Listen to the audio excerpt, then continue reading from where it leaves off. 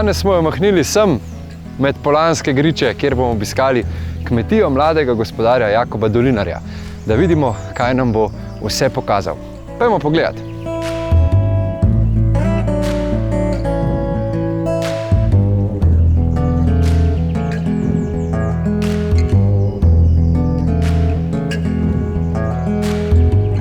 Naša kmetija se nahaja na koncu Poljanske doline, v vasi Stara Oselica. Je pač hribovit teren tukaj. Kmetija je velika 50 hektarov, od tega je 30 gozda, 20 je pa travnikov. Imamo to srečo, da je vse v enem kosu, da je na sred je kmetija, okoli kmetije so travniki, okoli travnikov je pa gozd. Imamo še 10 hektarov travnikov v najemu, tako da je skupaj 30 hektarov travnikov kosimo. Poleti pasemo od sredine aprila pa do konca oktobra, ali pa kakor vreme dopušča. Imamo okoli 50 glav živine, 30 krav molznic. Je lisasta pasma, se nam najbolj obnese. Pač prireja mleka je v redu, pa tudi za meso se pač dobro proda, tako da se fajn obnese, tudi za pašo je zelo v redu. Ja, 1/3 mleka, kar ga pridelamo, pol tudi pridelamo doma v naši sirarni. Tam je glavna sirarka in mama, največ pridelamo sira, poltrdi sir, oselčan.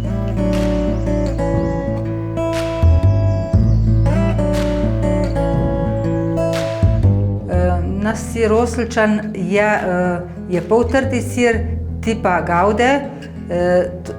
Za ta sir smo se odločili zato, ker je bolj blagega okusa in se ga lahko tudi več poje. In že vsa leta delamo samo na tem siru, ga probamo izboljšavati, malo spreminjati, osnova je pa vedno ista. Ime smo mu dali pa oselčen, zato ker mi kosimo in tudi površine v ožjem območju Stare in Nove Oselice in naše krave jejo seno iz naše lokalne okolice, zato se nam je zdelo edino pravilno, da ima sir tole ime. Tale sir naj bi se zoril vsaj 6 tednov. Odvisno tudi od velikosti hlebov, sem večinoma so tele manjši hlebci, okoli kile in tele grejo pa že kar pol meseca ven, ker je tudi za tega je največ povpraševanja, za take majhne, mlade hlebčke. Če pa kakšni večji ostane, je pa lahko tukaj tudi kakšno leto, 2 in če pridete pravi ljudje, pokupijo vse. Moje delo je predvsem delo okrog mleka. To pa vključuje tudi molžo, jutranjo in večerno. In že pri molži imam narejen plan, kaj se bo tisti dan delalo, da tisti mlek, ki ga rabim za v mlekarno, posebej namolzemo, da gre še toplo v predelavo. Ja, na kmetiji smo 3 generacije. Jaz sem mlad prevzemnik, zdaj že nisem več tako mlad prevzemnik, je že več kot 5 let, odkar sem prevzel kmetijo. Pol zraven mene na kmetiji delata še starša. Oče je šel glih letos v penzion, ampak dela pa še zmeraj tako kot prej, tako da je kar fajn. Pol na kmetiji še moja partnerka pa enega sina imava.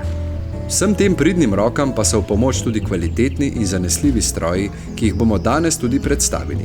Za nakup tovrstne mehanizacije je sicer potreben večji vložek, a na kmetiji pri Leskovc se zavedajo dejstva, da je za stroje včasih bolje odšteti več denarja, da se ta strošek z visoko storilnostjo potem hitreje povrne. Ja, velikokrat na dolgi rok se to splača, sigurno. Ja. Sploh če veš, za kaj en stroj kupiš, pa kakšne prednosti pa.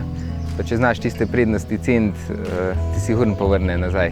V Sloveniji ni veliko kmetij, kjer bi lahko v delu videli zgrabljalnik, kot je SIPO model R250 F Alp. Zato me je seveda najprej zanimalo, zakaj so se na kmetiji pri Leskovc odločili za nakup tega stroja. Ja, v bistvu najprej smo dobili ponudbo, da ga lahko vzamemo na test.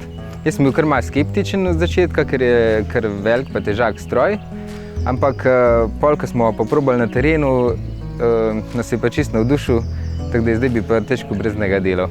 SIP R250 F Alp je novost na slovenskem tržišču. Namenjen pa je delu na zahtevnejših strmih pobočjih in obdelovalnih površinah.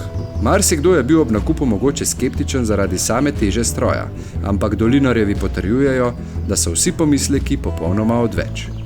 Ja, pač se pelje po terenu in ima spodaj te krožnike in je izredno vodljiv stroj.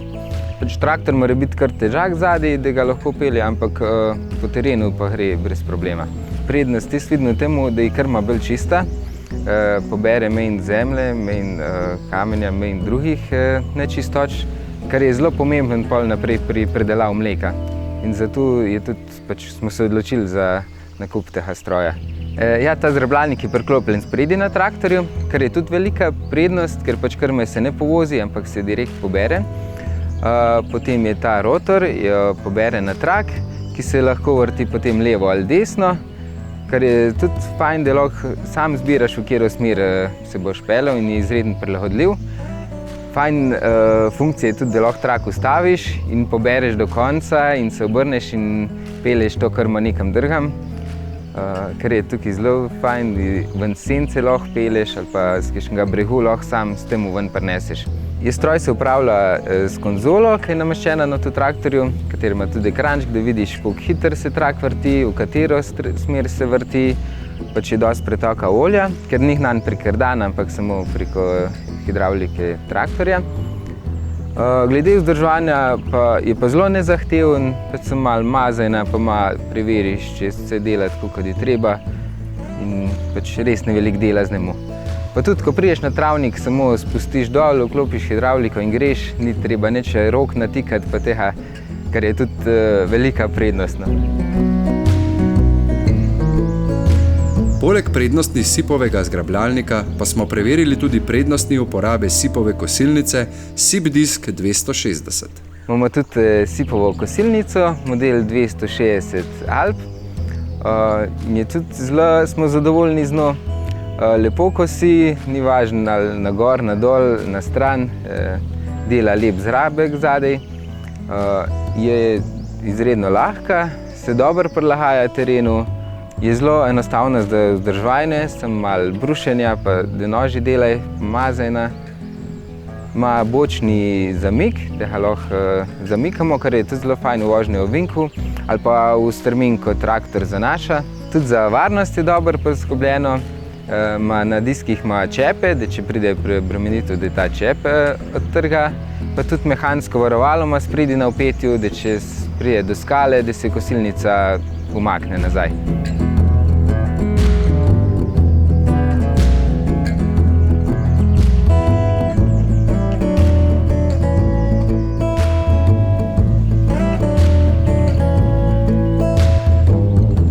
Kvalitetni in zmogljivi stroji so zagotovo velik del uspešnega kmetovanja. Kako pa dolinarjevi vidijo svojo kmetijo v prihodnosti? Se obetajo kakšne novosti, širitve? S predelavo je ogromno dela in zaenkrat zmoremo toliko, kot predelamo. Tudi zaenkrat bomo ostali na temu, ker je pač radi bi ohranili to kvaliteto in dokler bomo samo domači delali, bomo predelali to kot zdaj. Bomo povedali, kaj bo prinesel čas. Ja, čas prinese veliko, tako dobrega kot slabega. Ampak mislim, da se za prihodnost dolinarjevih ni bati. Mi jim zaželimo le obilo sreče.